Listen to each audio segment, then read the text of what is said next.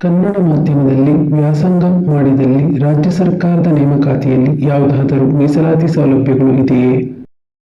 ಹೌದು, ಖಂಡಿತವಾಗಿಯೂ ಇದೆ. 1ನೇ ತರಗತಿಯಿಂದ 10ನೇ ತರಗತಿವರೆಗೆ ಕನ್ನಡ ಮಾಧ್ಯಮದಲ್ಲಿ ಅಧ್ಯಯನ ಮಾಡಿದ ಪ್ರತಿಯೊಬ್ಬರಿಗೂ ರಾಜ್ಯ ನಾಗರಿಕ ಸೇವಾ ಹುದ್ದೆಗಳ ನೇರ ನೇಮಕಾತಿಯಲ್ಲಿ ಸಮತಳ ಮೀಸಲಾತಿಯನ್ನು ಕಲ್ಪಿಸಲಾಗಿರುತ್ತದೆ. ಕನ್ನಡ ಮಾಧ್ಯಮದಲ್ಲಿ ಅಧ್ಯಯನ ಮಾಡಿದ ಮೀಸಲಾತಿಯನ್ನು ಪಡೆಯಲು ರಾಜ್ಯ ನಾಗರಿಕ ಸೇವಾ ಹುದ್ದೆಗಳಿಗೆ SSLCಗಿಂತಲೂ ಹೆಚ್ಚಿನ ವಿದ್ಯಾಭ್ಯಾಸವನ್ನು ನಿಗದಿಪಡಿಸಿದ್ದಲ್ಲಿ 1ನೇ ತರಗತಿಯಿಂದ 10ನೇ ತರಗತಿವರೆಗೆ ಕನ್ನಡ ಮಾಧ್ಯಮದಲ್ಲಿ ಅಧ್ಯಯನ ಮಾಡಿರಬೇಕಾಗುತ್ತದೆ.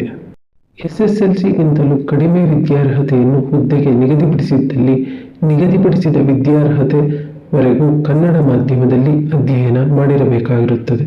ದಿನಾಂಕ 24/10/2002 ಅಧಿಸೂಚನೆ ಸಂಖ್ಯೆ DPAR 71 SRR 2001 ಅನ್ವಯ ಕರ್ನಾಟಕ ನಾಗರಿಕ ಸೇವಾ ಸಾಮಾನ್ಯ ನೇಮಕಾತಿ ನಿಯಮಗಳು 1977 ನಿಯಮ 9 ತಿದ್ದುಪಡಿಯನ್ವಯ 1C ಸೇರ್ಪಡೆಯಂತೆ ದೇಶದ ಯಾವುದೇ ಭಾಗದಲ್ಲಿ 1ನೇ ತರಗತಿಯಿಂದ 10ನೇ ತರಗತಿಯವರೆಗೆ ಕನ್ನಡ ಮಾಧ್ಯಮದಲ್ಲಿ ಅಧ್ಯಯನ ಮಾಡಿದ ಪ್ರತಿಯೊಬ್ಬ ಅಭ್ಯರ್ಥಿಯೂ ರಾಜ್ಯ ಸರ್ಕಾರದ ನೇಮಕಾತಿಯಲ್ಲಿ ಮೀಸಲಾತಿ ಸೌಲಭ್ಯವನ್ನು ಪಡೆಯಬಹುದಾಗಿದೆ.